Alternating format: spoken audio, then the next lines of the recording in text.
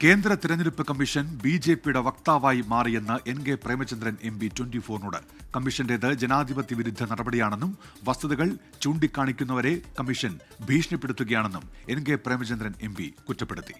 തെരഞ്ഞെടുപ്പ് കമ്മീഷൻ ആസ്ഥാനത്തേക്ക് ഇന്ന് പ്രതിഷേധ മാർച്ച് നടത്തുമെന്നും 300ഓളം പാർലമെന്റ് അംഗങ്ങൾ പ്രതിഷേധത്തിന്റെ ഭാഗമാകുമെന്നും എൻ.കെ. പ്രേമചന്ദ്രൻ എം.പി. ബീഹാർ സംസ്ഥാനത്ത് നടപ്പാക്കുന്ന തെരഞ്ഞെടുപ്പ് പരിഷ്കരണത്തിന്റെ ഭാഗമായിട്ടുള്ള SIR-നെതിരായി സ്പെഷ്യൽ ഇൻറ്റൻസീവ് റിവിഷൻ എന്ന് പറയുന്ന തെരഞ്ഞെടുപ്പ് വോട്ടർ പട്ടികയുടെ പരിഷ്കരണത്തിനെതിരായി കഴിഞ്ഞ 16 ദിവസമായി പാർലമെന്റിനകത്തും പുറത്തും ഇന്ത്യ സഖ്യം പ്രതിഷേധിച്ചു കൊണ്ടിരിക്കുകയാണ്.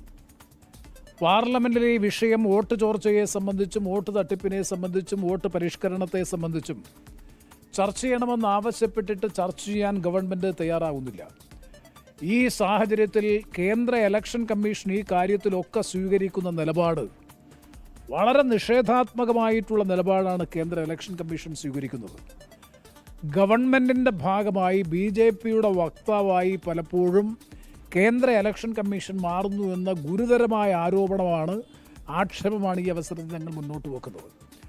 ഏതാണ്ട് 300ഓളം പാർലമെൻറ്റ് അംഗങ്ങൾ ഡൽഹിയിലുള്ള കേന്ദ്ര ഇലക്ഷൻ കമ്മീഷൻ ഓഫീസിലേക്ക് മാർച്ച് ചെയ്യാൻ വേണ്ടി തീരുമാനിച്ചിട്ടുള്ളത്.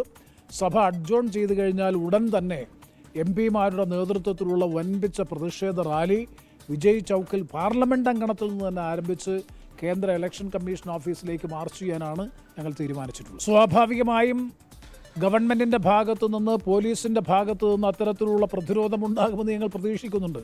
രേഖാമൂലം തന്നെ SIR പ്രക്രിയയോടുള്ള വിയോജിപ്പ് മുഖ്യധാര പ്രതിപക്ഷ രാഷ്ട്രീയ പ്രസ്ഥാനങ്ങൾ ഇതിനകം തന്നെ കേന്ദ്ര ഇലക്ഷൻ കമ്മീഷനെ അറിയിച്ചിട്ടുണ്ട്. ലോകത്തെവിടെയായാലും ഏത് സമയത്തും 24 വാർത്തകളും ഓഗ്മെന്റഡ് റിയാലിറ്റി പാക്കേജുകളും എക്സ്പ്ലെയിനറുകളും വിശദമായി കാണാൻ ഞങ്ങളുടെ YouTube ചാനൽ നിങ്ങൾക്ക് സബ്സ്ക്രൈബ് ചെയ്യാം.